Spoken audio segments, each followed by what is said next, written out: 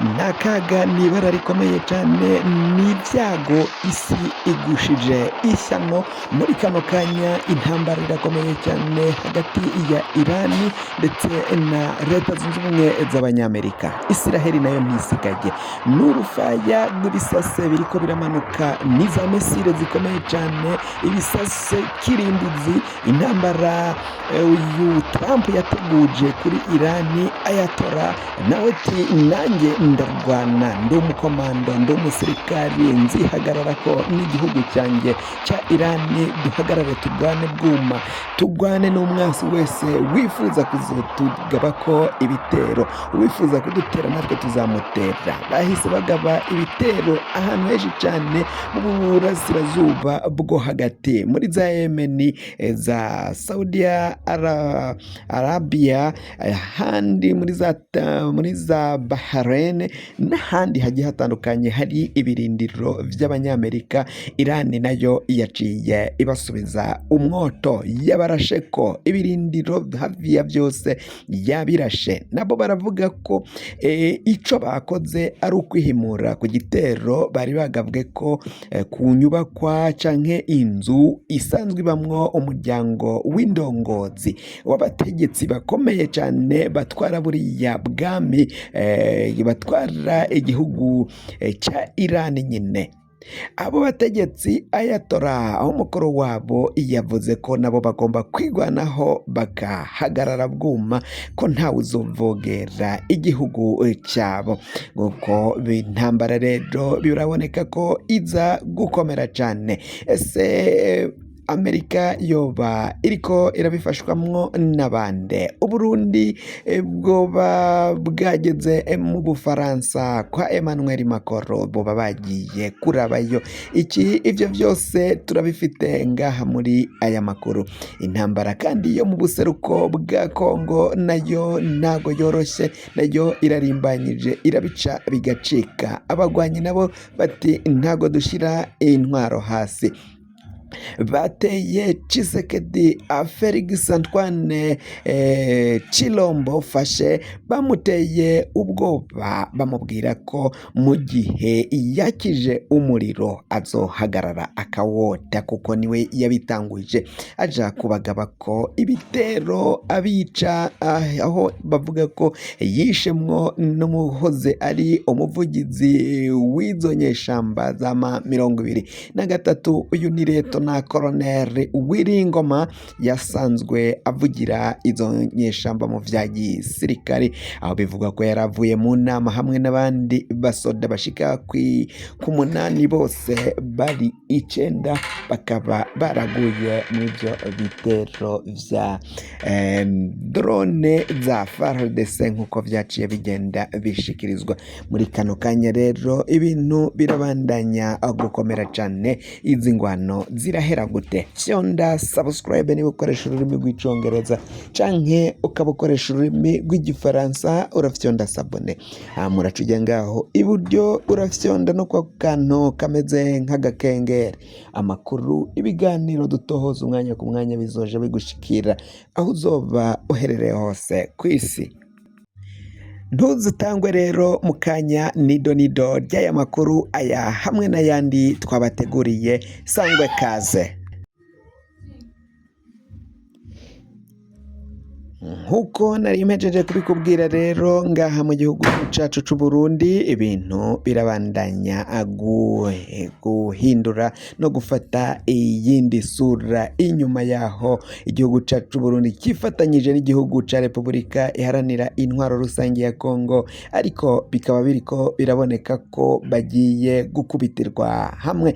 Abagwanyi baravuga ko batazokwemera gutsindwa kandi ko bagomba guhorera bene wabo biciwe mu bitero vy'indege za drone. Haravugwa ko rero muri Masese Rubaya rwambikanye ivumbi riratumuka. Abasirikari b'u Burundi bashika kuri 17 biravugwa ko baguye mu gitero gikomeye cyane c'ibisase batewe ko nizo nyeshamba. Biravugwa kandi ko ngo ibirindiro vyahora bigurutsa canke bijejwe gutwara izo drone zari ziriko zirarasa ngo vyoba vyahejeje gutahurwa n'abagwanyi aho muri kampi ya Saywalking yafatiwemwo amabanga akomeye cane y'imigwano y'ivyo ingabo za Kongo n'igihugu ca Kongo bari bariko barategura.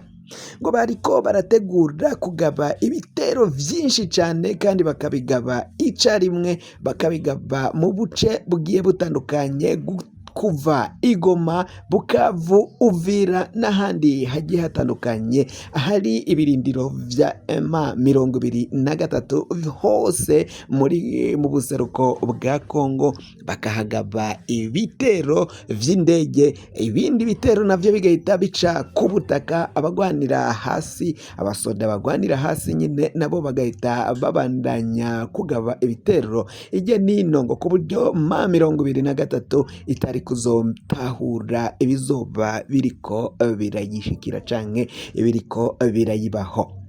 Iyo makuru rero yafatiwe muri iyo kambi agafatwa canke akaja mu minwe ya M23 akaba yateye amakenga akomeye cane umukuru w'igihugu Varisito Ndayishimiye. Abasirikari biwe b'u Burundi bari muri Kongo bakaba bavuga ko iyo ngwano bagomba kuyiheba ariko babuze ukungene bayiheba.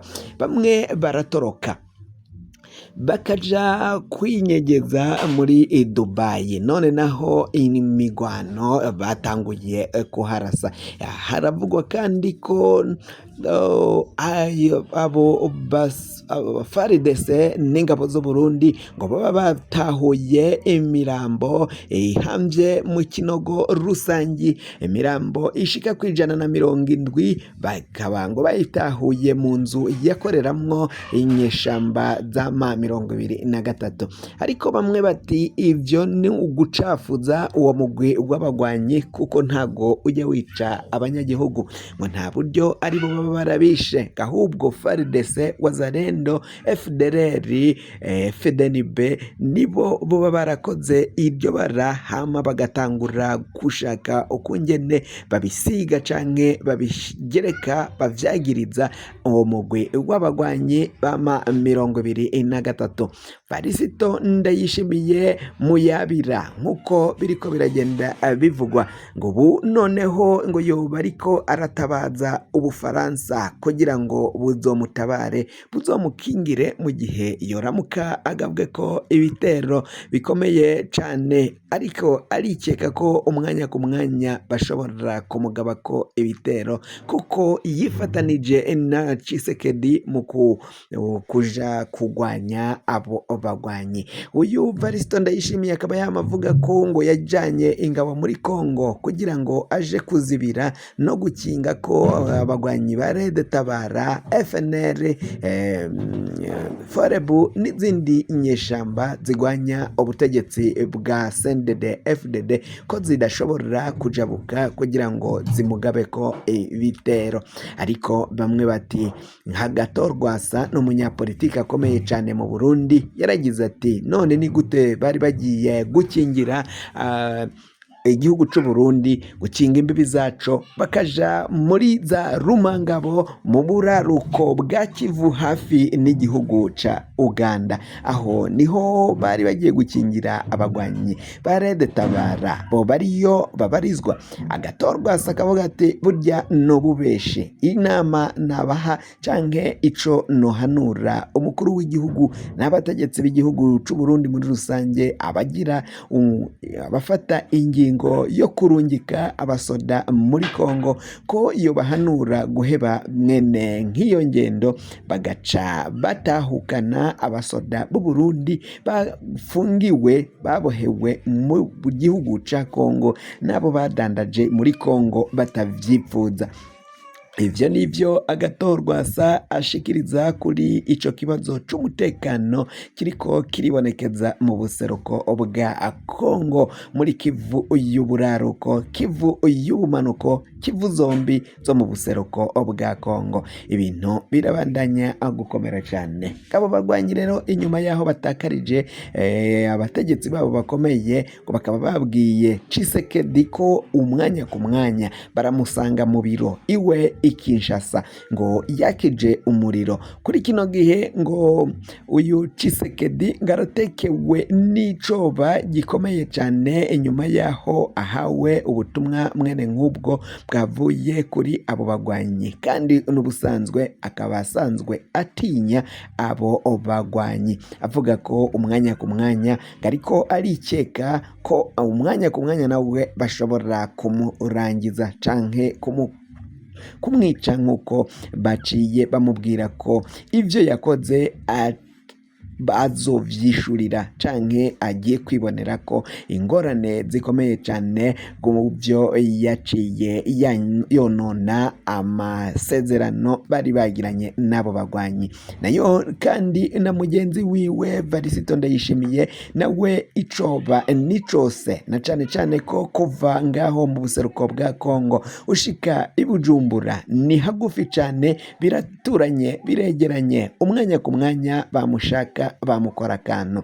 Hari nubwo baherutse kuvuga ko ikibuga cy'indege cyitiriwe Melchior Ndadaye cari kitariko kirakora, kandi ko ngo hoba uwo mukuru w'igihugu nyine Varisito Ndayishimiye iyo baratekewe n'icoba ko ikoranabuhanga rikoreshwa mu kibuga cy'indege ca Melchior Ndadaye ryoba ryarahejeje kwinjirirwa bagabahakinga, hakaba bafise systeme n'abansi bakaba bashobora kuyinjiramwo umwanya ku mwanya. Ndayishimiye rero nawe ubwoba ni bwose, kuko yikeka ko nawe abo bagwanyi umunsi ku munsi bashobora kumwinjirira mu gihugu canke bagafasha abo bagwanyi ba Red Tabara kumugaba ko ibitero aho yoba ari hose ngaha mu gihugu c'u Burundi. Izo zose ni ingorane zikomakomeye cane ibiriko biragenda bishikira kino igihugu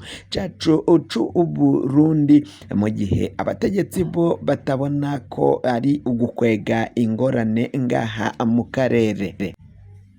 Mu karere siho honyine nyine hariko haravugwa imigwano, kuko no mu tundi turere mu bice vya Afrika naho haragenda havugwa imigwano, nk'ingwano zimaze igihe muri Sudani iyo hariko haravugwa ukutumvikana hagati y'abatwaye ico gihugu, biboneka ko babandanya bagwanira ubutegetsi. Tuva ngaha si muri Sudani gusa, ingwano zo muri mu Burusiya na Ukraine nazo murazizi ukungene nazo ari ingwano zimaze igihe, kandi zikaba zimaze kononekariramo ibitari bikeya ngaha muri ivyo bihugu. Tukavuga kandi kuri iyi ngwano nshasha nayo biboneka ko yatanguye mu gihugu ca Irani, cagabishijwe cane n'igihugu ca Leta Zunze Ubumwe za Amerika, aho umuyobozi w'ico gihugu n'umukuru w'igihugu Donald Trump yaciye atangaza ko umwanya ku mwanya Irani itokubahiriza ivyo bari bariko barayisaba mu guhagarika gucura canke umukambi wo gucura ibisase kirimbuzi, ibitwaro vya nuclear, ko nibatabihagarika bazohava bagabwa ko ibitero kugira ngo ivyo bisase bisamburwe. Muri kino gihe rero Irani nayo ikaba yaravuze ko izokwigwana, ko izokwivuna umwansi abayigavye ko ibitero, nabo yaciye ibasubiza umuriro. Ibirindiro vyose vy'ingabo za Amerika vyari biri mu bihugu vyo mu buseruko. Murazi ko Amerika igenda ikwiragiza ibirindiro hirya no hino ku isi. Kuri kino gihe ivyo birindiro vyari biri muri Aziya, mu buseruko bw'isi nyine baciye babishwanyaguza, usivye ikirindiro kimwe nico gishobora kuba kitari caraswa.